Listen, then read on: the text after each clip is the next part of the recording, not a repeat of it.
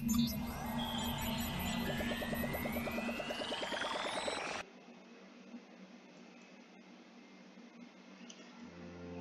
assalamualaikum semuanya. Apa kabar anak-anak ibu guru? Bertemu kembali dengan Ibu Eni Norhana dari kelas 4 Abdullah bin Abbas di SD Islam Al-Husna. Bertemu kembali, semoga anak-anakku dalam keadaan sehat walafiat. Amin ya robbal alamin. Anak-anak, hari ini kita akan belajar tematik, yaitu belajar tema 2 selalu berhemat energi, subtema 2 masih manfaat energi. Sebelum kita mulai belajar, yuk kita baca basmalah bersama-sama. Bismillahirrahmanirrahim. Semoga ilmu yang kita dapatkan hari ini membawa banyak manfaat buat kita. Nah, yang akan kita pelajari hari ini adalah tentang IPS, pemanfaatan sumber daya alam oleh manusia. Dan juga kita akan belajar tempo dalam lagu dan menyanyi dengan notasi angka. Yuk kita mulai belajar. Perhatikan ya apa yang akan Ibu Guru sampaikan. Anak-anakku semuanya, marilah kita perhatikan apa yang ada di hadapan kita ini. Alam yang begitu indahnya, anugerah dari Allah Subhanahu wa Ta'ala. Ada gunung, ada tumbuhan, ada air, ada hewan. Ya, ini semuanya disebut dengan sumber daya alam. Ya, apakah yang dimaksud dengan sumber daya alam itu? Sumber daya alam atau biasa disingkat dengan SDA adalah segala sesuatu yang berasal dari alam yang dapat digunakan untuk memenuhi kebutuhan hidup manusia. Ya. Sikap kita adalah bersyukur kepada Allah Subhanahu wa Ta'ala atas segala limpahan banyak hal kepada kita semuanya. Hutan yang indah, gunung yang berdiri megah, air jernih yang mengalir, dan binatang-binatang dan hewan. Nah, sekarang sumber daya alam itu dibagi menjadi 2 macam. Yang pertama adalah sumber daya alam yang dapat diperbaharui, yaitu kekayaan alam yang dapat terus ada selama penggunaannya tidak dieksploitasi berlebihan, yaitu diantaranya adalah tumbuhan, hewan, mikroorganisme, sinar matahari, angin, dan air adalah contoh sumber daya alam yang terbaharukan. Walaupun jumlahnya sangat berlimpah di alam ini, penggunaannya tetap harus dibatasi dan dijaga untuk dapat terus berkelanjutan untuk generasi yang akan datang. Nah, sekarang sumber daya alam jenis yang kedua adalah sumber daya alam yang tidak dapat dibaharui, adalah sumber daya alam yang jumlahnya terbatas. Karena itu penggunaannya lebih cepat daripada proses pembentukannya, dan apabila digunakan secara terus-menerus maka akan habis. Contohnya adalah minyak bumi, emas, besi, dan berbagai bahan tambang lainnya yang memerlukan waktu yang sangat panjang untuk kembali terbentuk sehingga jumlahnya sangat terbatas.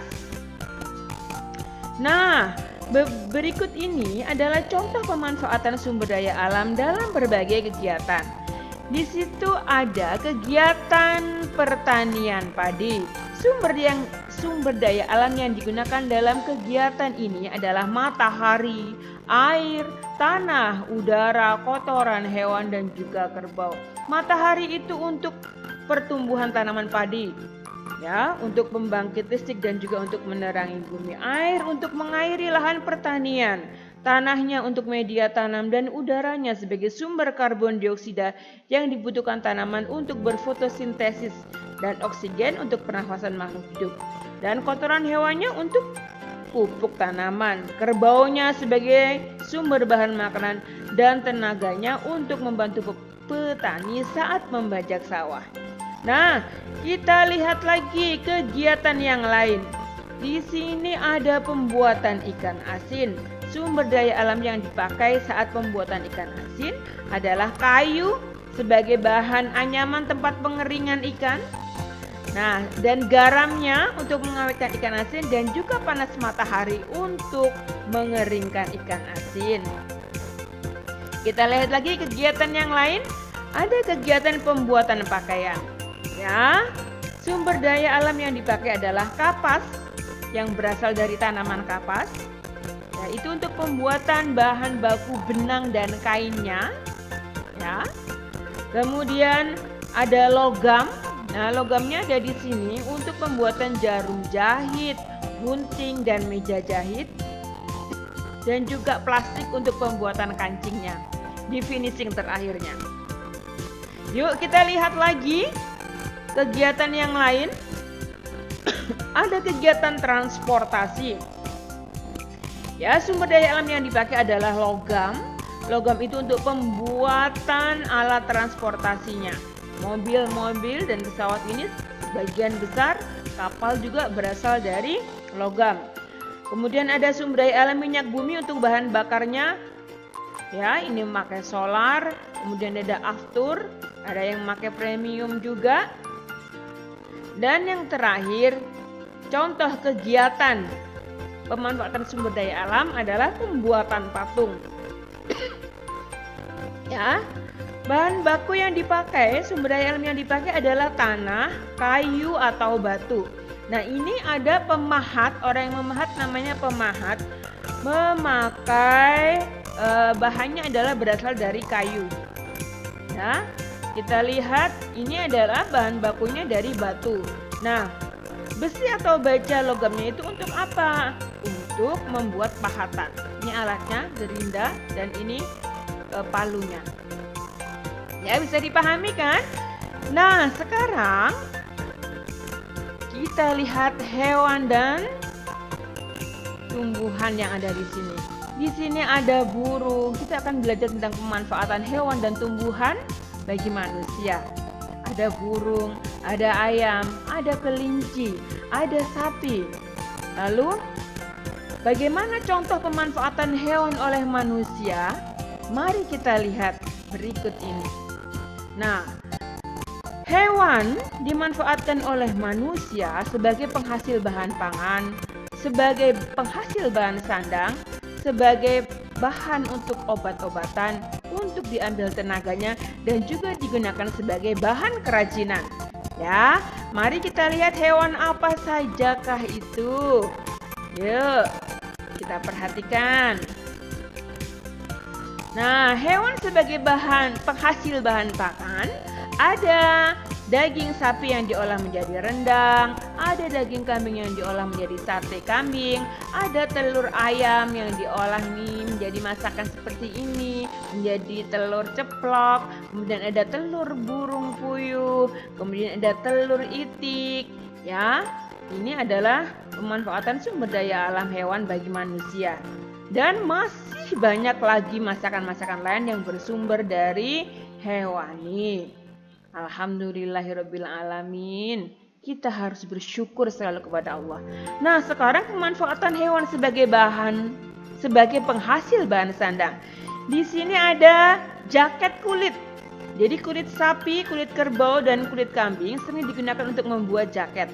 Kemudian ada bulu alpaka. Ini hewan ini namanya hewan alpaka. Dipakai untuk membuat pakaian bulunya. Kemudian ada pakaian dari wool yang berasal dari bulu biri-biri. Dan ini ada baju sutra berasal dari ulat sutra. Sangat halus sekali dan enak dipakainya. Ya, itulah sebagian dari pemanfaatan hewan sebagai penghasil bahan sandang. Sekarang kita akan melihat pemanfaatan hewan sebagai bahan untuk obat-obatan. Ya, ada minyak ikan untuk bahan tambahan nutrisi perkembangan otak anak, dan juga ada cacing tanah untuk obat penyakit tipes. Ya, sudah diekstrak. Oke. Nah, sekarang manfaat hewan bagi manusia yang diambil tenaganya. Hewan apa saja itu? Ada kuda yang menjadi penarik andong, ada sapi yang menjadi penarik gerobak, ada gajah juga yang sering digunakan sebagai pengangkut kayu, ada sapi dan kerbau untuk membajak sawah tani, dan kemudian ada unta dan keledai yang digunakan untuk mengangkut barang yang sangat berat, dan ada kerbau yang menjadi penarik gerobak. Subhanallah, Masya Allah, luar biasa sekali ya. Nah, sekarang manfaat hewan yang lain bagi manusia digunakan sebagai bahan kerajinan. Di antaranya adalah wayang kulit ini berasal dari kulit hewan. Kemudian ada hiasan dari dinding, yaitu tanduk kerbau dan tanduk rusa. Kemudian ada tas, ya ini tas, sepatu, ikat pinggang yang berasal dari kulit ular dan kulit buaya, dan juga cangkang, kerang laut yang sering dimanfaatkan sebagai bahan baku hiasan. Alhamdulillah, sangat bermacam-macam sekali, ya, dan ini masih bisa banyak dikreasikan. Nah, anak-anakku, itulah tadi pemanfaatan hewan oleh manusia. Sekarang kita akan belajar ke pemanfaatan tumbuhan oleh manusia. Apa sajakah manfaatnya? Yuk kita lihat bersama-sama. Nah, sayuran dimanfaatkan sebagai bahan makanan, minuman, dan obat-obatan. Ada sayur tomat, sayur bayam, dan banyak sekali ya di sekeliling kita. Sangat bervariasi. Next, kita lihat selanjutnya. Nah, di sini ada tumbuhan kelapa. Kelapa dimanfaatkan manusia untuk bahan masakan dan juga untuk obat. Dan pohon kelapa itu sendiri manfaatnya sangat banyak. Semua pohon kelapa ini mengandung manfaat, mulai dari daunnya, kemudian buahnya, batang, bunga, dan akarnya, semuanya memberikan manfaat bagi manusia. Luar biasa sekali sumber daya alam tumbuhan ini, manfaatnya bagi kita. Nah, sekarang kita lihat. Nah, ini kelapanya langsung bisa kita minum. Kita lihat ada tumbuhan apa lagi yang bermanfaat bagi manusia. Nah, di sini ada bawang merah. Di antaranya menurunkan demam, menurunkan tekanan darah, menurunkan kolesterol, mengandung vitamin C, mengobati cacingan, dan juga pasti untuk bahan masakan bagi kita. Kita lihat lagi berikutnya, ada kunyit. Ini adalah kunyit sebagai bumbu masak, sebagai pewarna alami, meredakan peradangan, mengobati mah, mengempiskan perut kembung, dan mengatasi mual. Ya, ini namanya kunyit. Kita lihat lagi tumbuhan yang lain, ada daun pandan wangi sebagai pewarna alami pada makanan dan menambah nafsu makan, menetralisir racun, dan banyak sekali manfaatnya. Mengatasi rambut rontok dan ketombe juga, dan meredakan hipertensi atau tekanan darah tinggi. Kita lihat lagi yang lain. Nah, di sini ada manfaat tanaman karet untuk manusia. Karet itu dapat berperan dalam reboisasi dan rehabilitasi lahan. Ya. Tanaman karet untuk industri sintetis dapat menghasilkan tikar lantai, membantu pemanfaatan lahan, dan digunakan sebagai bahan bakar. Ini tanamannya ya. Nah, sekarang kita lihat manfaat karetnya. Karet itu terbagi menjadi dua macam, yaitu karet alam dan karet sintesis. Karet alam memiliki manfaat mampu mengisolasi listrik yang bersifat kondusif dan mampu menyerap getaran suara. Manfaat karet sintesis yaitu bahan membuat ban bermotor. Nih, bahan bermotor, pelapis dalam tangki, membuat pipa karet, dan sebagai pembungkus kabel dan sabuk. Ini juga dimanfaatkan sebagai sandal, tuh alasnya, dan ini untuk perahu karet, ya. Dan ini karet gelang. Banyak sekali manfaatnya. Karet itu dihasilkan dari pohon karet yang berupa getah seperti susu, yang umumnya disebut dengan lateks. Nah, cara memperoleh lateks ini yaitu dengan cara menyadap. Menyadap sendiri yaitu menyayat kulit pohon atau pada bagian kortek tumbuhan. Ya, manfaat karet itu sendiri adalah memiliki daya elastis, memiliki daya tahan yang tinggi terhadap keretakan, mudah diproduksi, dapat menempel pada logam, dan tahan terhadap suhu rendah. Oke, bisa dipahami penjelasan Bu Guru ya? Nah, sekarang ayo kita menanam banyak pohon, apalagi di musim pandemi COVID-19 saat ini kita dapat berhemat. Seperti orang yang tinggal di pedesaan yang selalu menanam sayuran di kebun. Nah, ayo sekarang kita menyanyi Kebunku ciptaan dari Pak Kasur.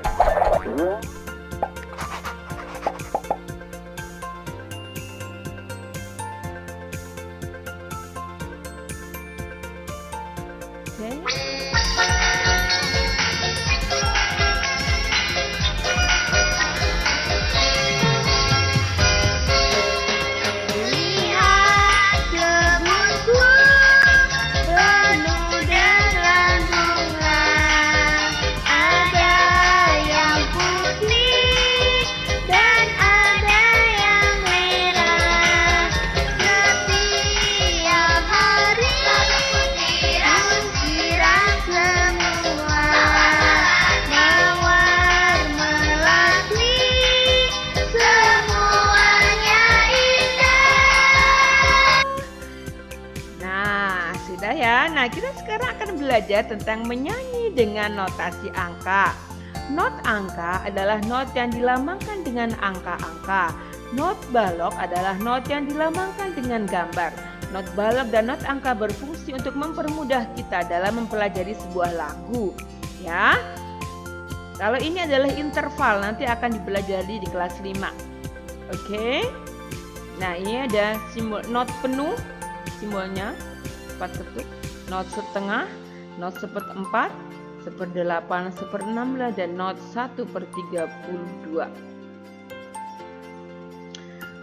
Pola irama dan ketukan. Irama adalah rangkaian bunyi yang teratur. Pola irama adalah panjang pendeknya bunyi dalam sebuah lagu. Pola tersebut terbentuk dari bunyi nada yang teratur dan berulang-ulang. Nah, panjang pendek bunyi nada dapat dihitung berdasarkan ketukan atau birama.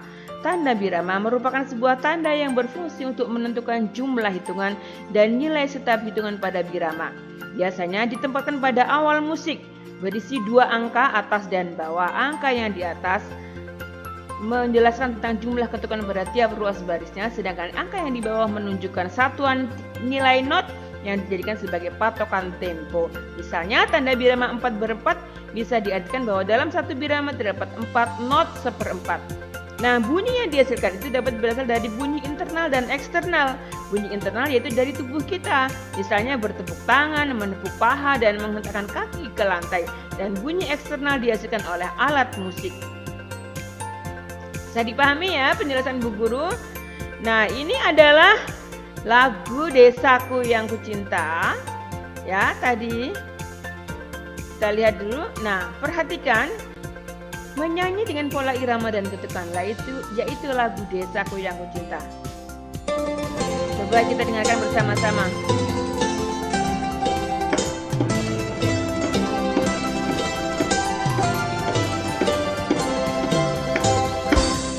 Desaku yang kucinta,